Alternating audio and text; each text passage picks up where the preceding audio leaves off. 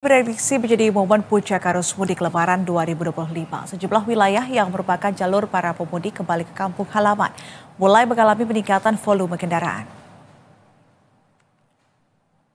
Sesuai dengan prediksi puncak arus mudik Lebaran akan terjadi pada malam ini. Tercatat lebih dari 80.000 lebih kendaraan telah melintas melalui gerbang tol Cikampek Utama yang akan menuju Jawa Tengah.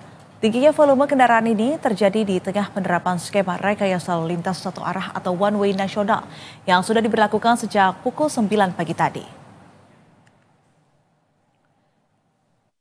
Skema ini diterapkan untuk mengurai kepadatan arus mudik Lebaran 2025 yang dimulai dari kilometer 70 tol Cikampek Utama hingga kilometer 414 tol Kalikangkung.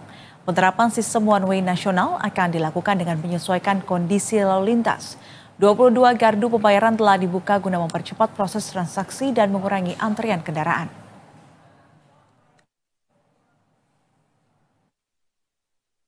Sementara itu di jalur lintas selatan rute Bandung-Tasikmalaya, volume kendaraan terpantau ramai dan padat, namun sesekali terjadi kemacetan. Sejumlah kepadatan yang ditemui para pemudik terjadi di lokasi yang terdapat pasar, diantaranya Pasar Limbangan, Pasar Lewo, dan Pasar Malangbong. Sistem rekayasa lalu lintas satu arah diberlakukan pihak kepolisian secara buka tutup dengan durasi 1 jam atau disesuaikan dengan kondisi kepadatan kendaraan.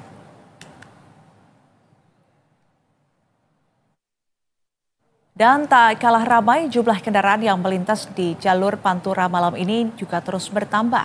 Kendaraan roda 4 maupun roda 2 terpantau terus bergiliran melintas dari Jakarta menuju Cirebon.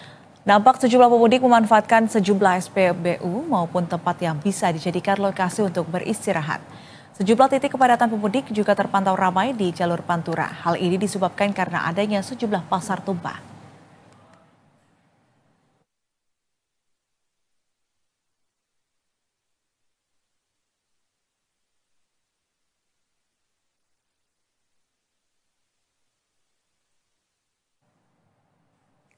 Dan untuk memantau seperti apa kondisi pada malam puncak arus mudik, sudah ada rekan-rekan jurnalis Berita Satu yang siap untuk melaporkan. Di ruas tol Cikatama ada Teguh Adi dan Gilang, di jalur arteri Pantura ada rekan Zulfakar dan Indra Bramantio, dan yang terakhir di jalur lintas selatan ada Diwa dan juga Dava. Selamat malam rekan-rekan.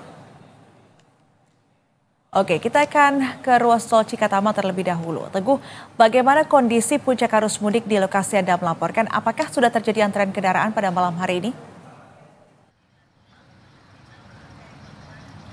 Ya, ini Serena, kondisinya saat ini sudah ada 80.000 lebih kendaraan yang masuk atau tap in di kilometer 70 gerbang tol Cikatama. Memang kalau misalnya pantauan saya saat ini terjadi kepadatan atau lonjakan dan antrean di gerbang tol Cikatama terutama di jalur atau lajur sebelah kiri. Kalau misalnya di kiri kanan saya ini merupakan jalur menuju arah Jakarta sehingga ruas yang dibuka pun hanya satu jalur sehingga memang untuk di sisi sebelah kanan ini sedikit lebih lengang, namun untuk di sisi sebelah kiri, Nisrina dan juga pemirsa Berita Satu, itu kondisinya cukup banyak sekali antrian daripada mobil golongan 1 yang hendak berhilir ke timur Pulau Jawa. Nisrina dan juga pemirsa Berita Satu, memang hingga malam ini kondisinya terus meningkat, terlebih ini merupakan prediksi di mana tanggal 28 malam hari ini akan terjadi lonjakan yang cukup signifikan.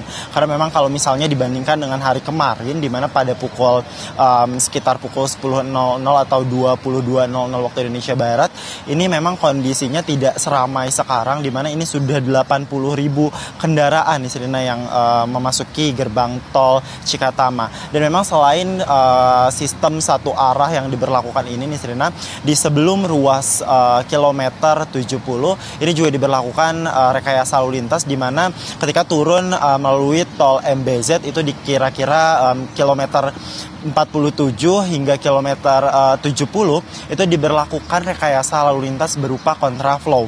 Dan memang kontraflow ini juga sistemnya fluktuatif atau berubah-ubah di mana sebelumnya kontraflow ini juga diperpanjang hingga kilometer 55 dan seterusnya. Dan sama seperti sistem one way yang dilakukan secara bertahap di mana kemarin pada pukul 11.45 Kamis kemarin itu one way hanya diberlakukan hingga kilometer kilometer 188. Dan kalau misalnya kita berbicara sistem one way, tidak hanya dari kilometer 70 hingga 414 saja, namun di ruas tol Solo dan Semarang pun itu diberlakukan sama sistem kontraflow atau sistem one way secara nasional.